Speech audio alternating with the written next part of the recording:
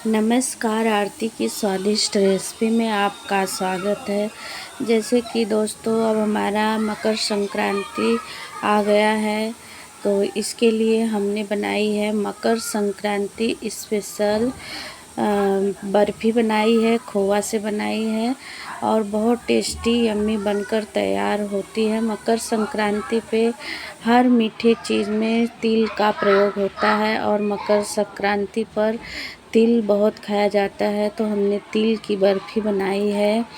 तो चलिए बना लेते हैं। यह खोवा से बनाई जाती है बर्फ़ी। आप इसे रेडीमेड खोवा से भी बना सकते हैं, घर पे बनाए हुए मावा से मतलब खोवा से बना सकते हैं। तो चलिए बनाते हैं, आगे की रेसिपी स्टार्ट करेंगे। पहले हम आपको इंट्रोडक्शन दे देते हैं कि कैसे हमने इसे सजाया है और कैसे बनाया है। तो हमने इसे सिर्फ खोवा और तिल से बनाया है और थोड़ा सा हमें चीनी लगेगी। तो आप देख सकते हैं एकदम दानेदार बर्फ़ी बनकर हमारी तैयार हो गई है, एकदम मिल्क केक की तरह से। तो चलिए बनाते हैं। आधा केजी के करीब हमने रेडीमेड खोवा ले लिया है, आप इसे घर पर भी बना सकते हैं। तो देखिए 100 ग्राम के करीब हमने तिल ले लिया है, 100 ग्राम से थोड़ा सा कम होगा, ज़्यादा नहीं। और 200 ग्राम के करीब हमने चीनी ले लिया है और यह कुटी हुई इलायची ले ली हूँ। तो इन सभी सामग्रियों को पहले तैयार कर लें, तो आपको यह रेसिपी बनाने में बहुत आसान रहेगा।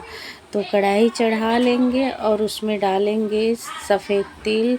तो तिल को डालकर हम भून लेंगे, ज़्यादा देर तक नहीं भूनना है, बस चटकने तक ही इसे भूनना है। तो इसे लगातार चलाते रहेंगे तो यह जल्दी से भून जाती है।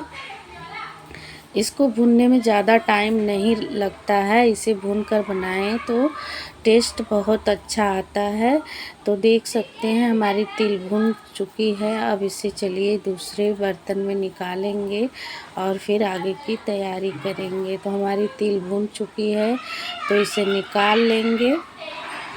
अब चलिए कढ़ाई को चढ़ा लेते हैं। चढ़ाने के बाद इसमें डालेंगे खोआ। तो दोस्तों मेरे इधर बच्चे बहुत शोर मचाते हैं, तो इसके लिए थोड़ा माफ़ी चाहती हूँ, आप इग्नोर करना, हमारे इधर बहुत शोर शराबा होता है। तो देखिए खोआ को हमने डाल लिया है, इसको मेल्टेड होने तक इसको ऐसे बराबर से चलाते रहेंगे, नहीं तले में लग जाएगा। खोआ 2 प्रकार का होता है दोस्तों। एक मिल्क केक बनाने के लिए दानेदार खोआ तैयार किया जाता है, जिसमें खोआ बनाते समय जब अंत होता है तो उसमें थोड़ा सा या तो विनेगर डाल देते हैं, नहीं नींबू, तो दानेदार खोआ बन जाता है। और एक खोआ होता है कि जिसमें एकदम मेल्टेड होता है, तो यह मेल्टेड वाला खोआ नहीं है, यह मिल्क केक वाला खोआ है। तो वही खोआ है हमारे पास। तो इससे भी बर्फ़ी बहुत टेस्टी बनती है। तो मेल्ट हो गया है, लेकिन देख रहे हैं आप एकदम दानेदार खोआ दिख रहा है हमारा। तो इसमें हमने 200 ग्राम के करीब चीनी डालकर इसे लगातार चलाते रहेंगे। आँच को यहाँ पर धीमा कर देना है, नहीं तो तले में लगने लगता है। जब हमारी चीनी मेल्ट हो जाएगी तब हम इसे पकाएंगे। तो देख सकते हैं हमारा ये जो चीनी है मेल्ट हो चुका है।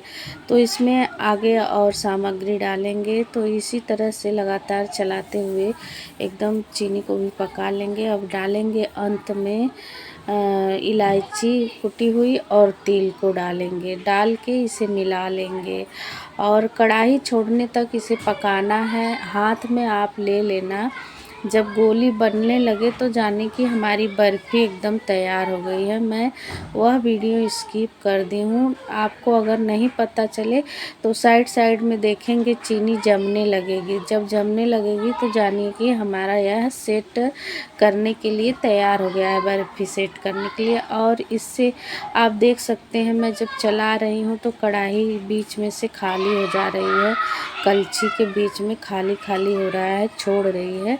तो जानिए हमारा यह बर्फ़ी बनकर तैयार हो गई है। साइड साइड से चीनी भी जमने लगती है। 2-3 पहचान है इसका।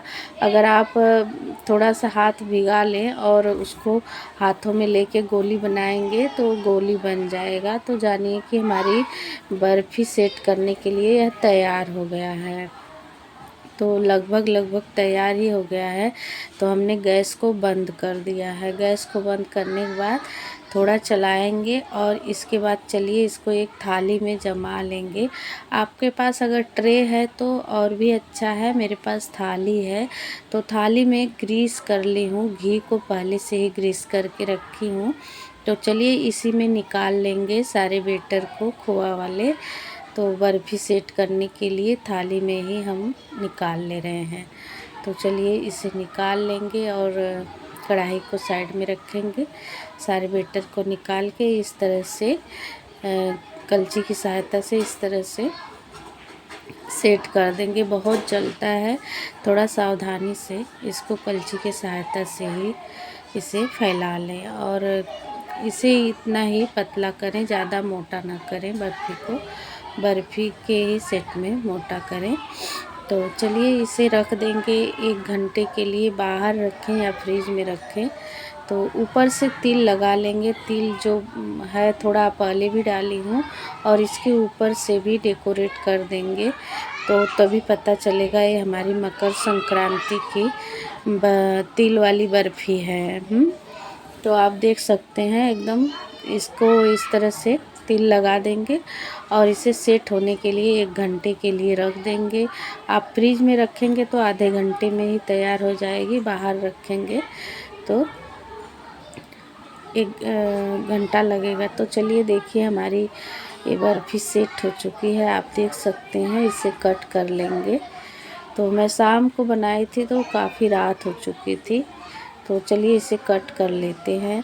जब मैं मिठाई बनाती हूँ तो बच्चों से कंट्रोल नहीं होता है, तो बोले मम्मी जल्दी मतलब कट करो, हम लोग खाएंगे। तो मैं सोची चलो अच्छा, मैं सोची सुबह मतलब इसे कट करेंगे। तो रात को ही हमने कट कर लिया। आप देख सकते हैं कितनी अच्छी बर्फ़ी हमारी बनकर तैयार हो गई है। अगर आप मकर संक्रांति पर यह रेसिपी बनाना चाहते हैं तो ज़रूर बनाइए। बच्चों को, बड़ों को, सभी को पसंद आएगा और अपने मेहमानों के लिए आप बनाकर इसे रख सकते हैं कम सामानों में और कम खर्च में और बिना केमिकल के घर पर आप इस बर्फ़ी को बना सकते हैं। एकदम यम्मी टेस्टी बनकर तैयार होती है। इतनी अच्छी बनी थी कि यह मिठाई आप बाज़ार में भी ढूंढेंगे तो ऐसी नहीं मिलेगी अगर आप इसे घर पर इस तरीके से बनाएंगे।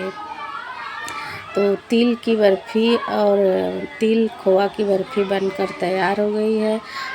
अक्सर मकर संक्रांति पर यह बर्फ़ी मार्केट में आपको देखने के लिए मिल जाएगी और आप इसे अगर घर पर बना के खाएं तो क्या बात है।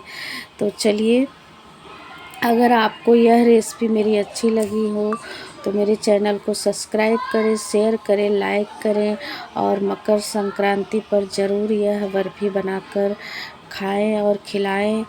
तो मिलती हूँ इसी तरह की रेसिपी के साथ अगली वीडियो में।